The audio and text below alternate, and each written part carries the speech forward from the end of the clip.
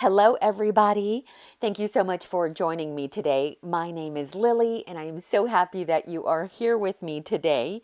In today's video, we are going to alter an envelope, and this is a regular greeting card envelope. I will have the dimensions of the envelope down below, along with all of the supplies that I am using. We're going to rubber stamp on it. We're going to distress on it. And so if you'd like to play along with me, it is a 15-minute video. All we need are basic supplies, one of your favorite stamps, a few markers, and maybe some distress ink. It's really all you need, and it's going to go by fairly quick. So this was done in real time or recorded in real time. It hasn't been edited at all, and so it took me about 15 minutes to create this envelope. So this is going to be so much fun. If you have been following me along in the last few videos, I am working on building ephemera for 3 fall journals that I am currently working on. And it's always fun to insert some envelopes. These I'm actually going to use as a flip out in one of the pages. And stick around, because towards the end of the video I will give you a sneak peek of what one of the journals, I'll show you one of the journals of a 3-journal series. And so I'll give you a sneak peek of the front cover. So I happen to have these beautiful yellow, and they're not a bright yellow, it's a muted yellow, so I thought it would be perfect for the fall journal. But we are going to distress it just a little bit to give it more of a weathered fall look. And so I'm just grabbing my vintage photo, and I'm going to go ahead and distress all around the edges. Super fun, super easy. These envelopes I picked up at Hobby Lobby a while back, and it was a pack of assorted colors. But we can also do this with plain white envelopes and even junk mail envelopes. I love working with junk mail envelopes and repurposing those as well. I do have a playlist for envelopes that I have created, and I will link that playlist down below.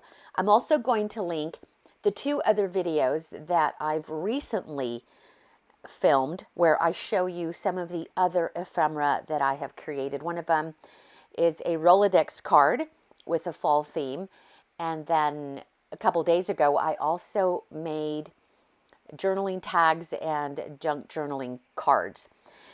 Either or, you can use it for a tag or for a journaling card. So those videos will be linked down below.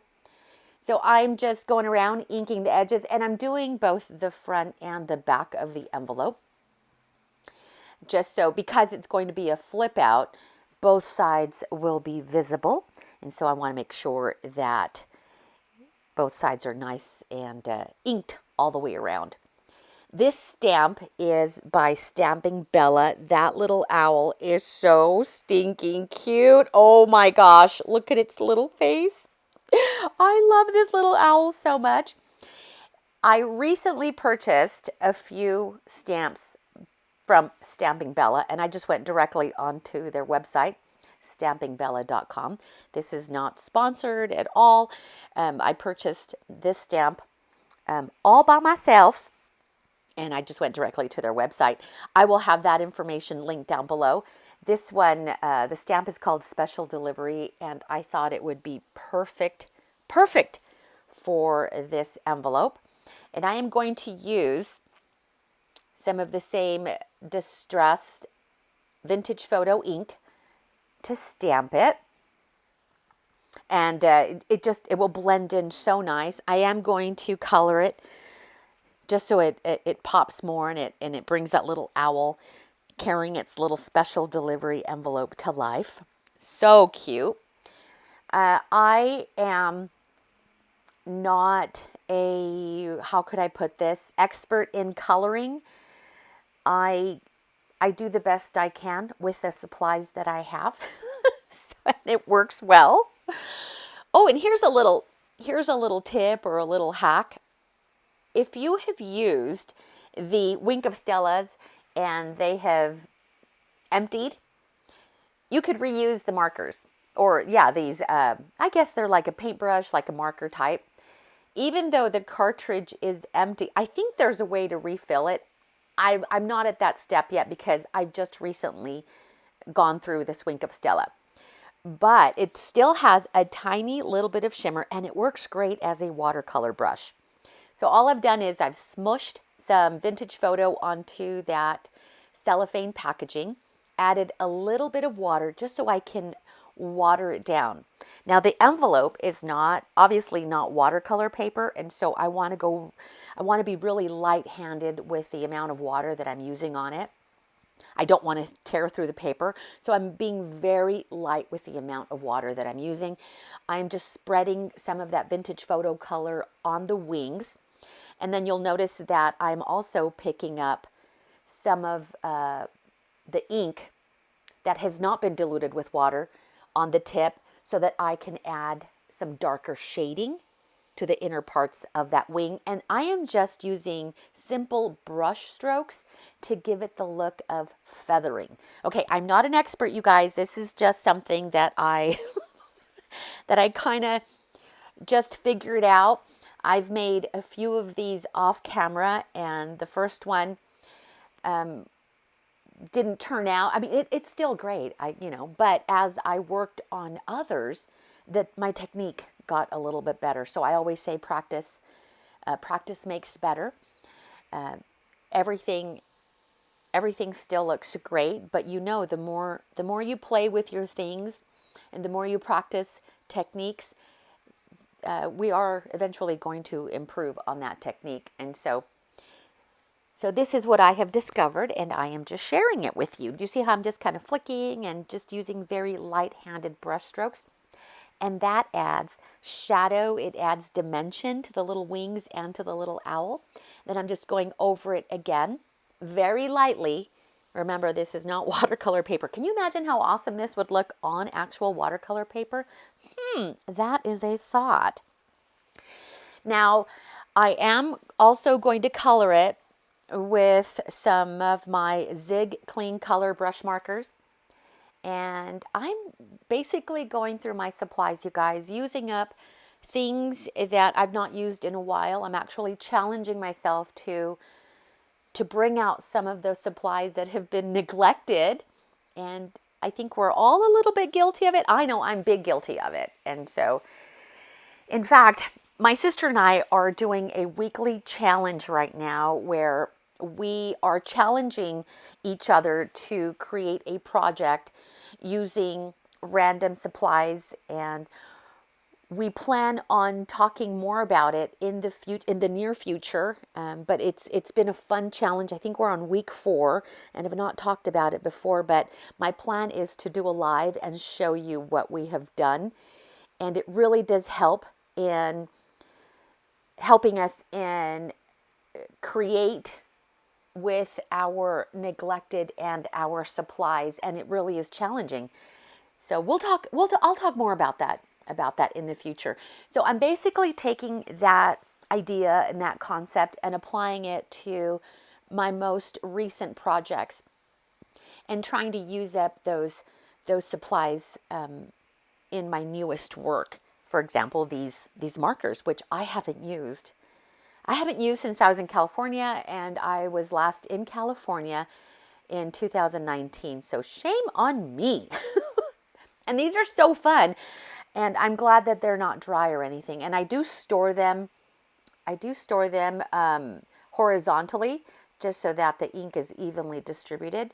If you're curious to know what colors I am using, I'll give you a list of those of the colors down below. But I basically just grabbed whatever I thought would look cute. I kind of took the idea from the Stampingbella card that comes, the insert that comes with a stamp. And so right now I'm just adding, this is like a light blue color. What's it called? Let's see, do I have that one here handy? It's actually called Shadow Mauve. And it's perfect because it creates a little shadow on the seams of the envelope.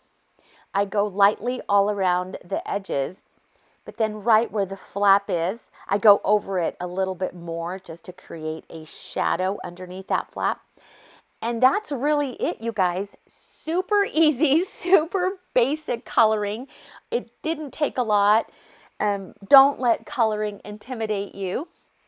So just grab whatever you have and add. This would be great too with colored pencils. Just an idea. I think I'll pull out some colored pencils and use those.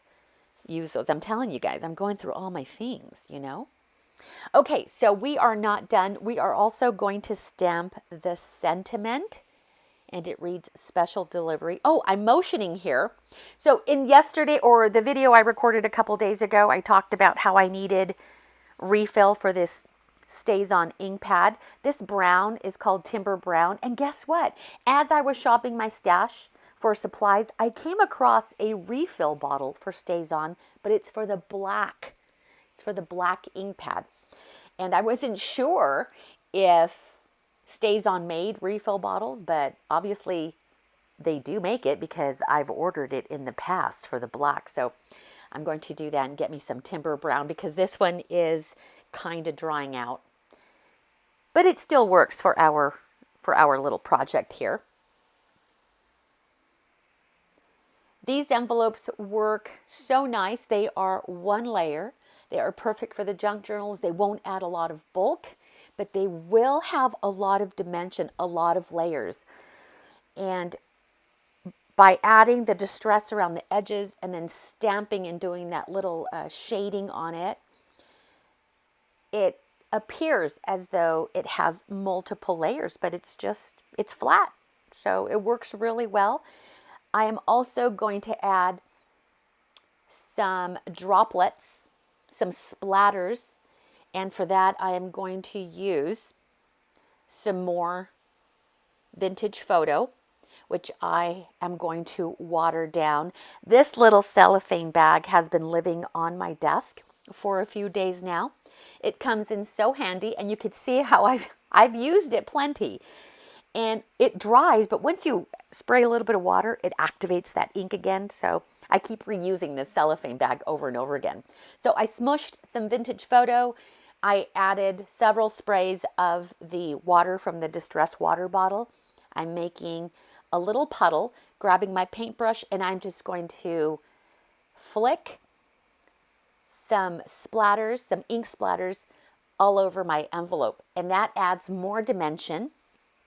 It adds more interest to the envelope so it's not so plain, and it looks multi-layered. I love this. I think I made about 4 of them. Oh my gosh, these are so cute, you guys. So I hope you've enjoyed watching this, and I hope it inspires you to create, especially if you are a stamper. This is a great way to use your rubber stamps in your projects. So, oh my gosh, so I love that little owl so much. I can't wait to show you guys in the future all of the other Stampingbella stamps that I purchased.